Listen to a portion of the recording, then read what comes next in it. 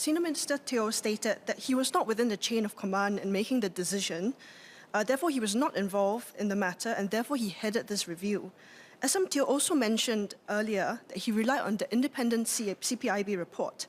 However, when the declaration was made to him back then, SM Teo was made aware of this matter, I assumed that he was already satisfied then that all actual or potential conflicts of interest were satisfactorily addressed back then, and therefore the matter was put to rest at the time.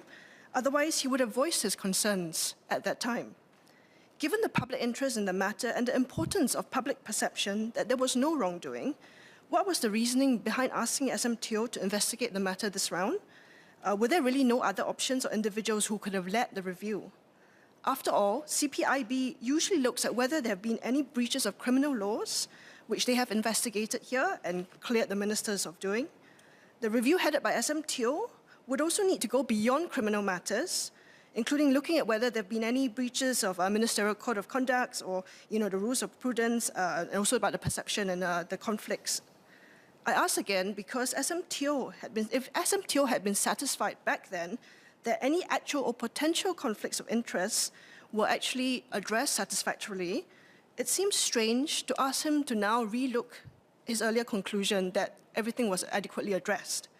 Furthermore, apart from relying on the CPIB report, and given the questions raised they actually go beyond criminal matters, were there any other specific steps that were taken to ensure that there was adequate independence throughout the review? I think I've already explained my position.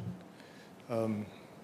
Shanmugam told me what he was going to do, and I accepted that.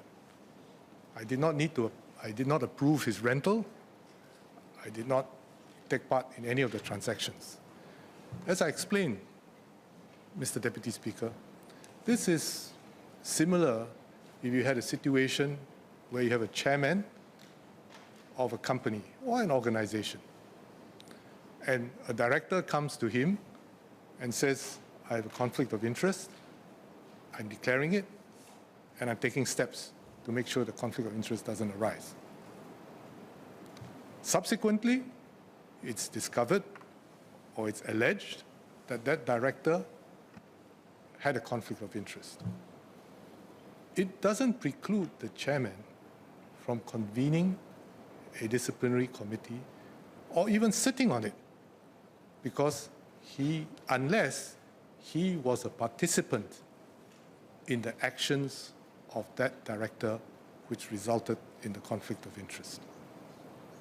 So that's the situation that I'm in. It's very different if you had an organization in which convenes a disciplinary committee, and the persons who convene the disciplinary committee take part in the disciplinary committee themselves and are involved parties. That's a conflict of interest. So I think one must differentiate the two situations. And I hope that Ms. He is able to do that.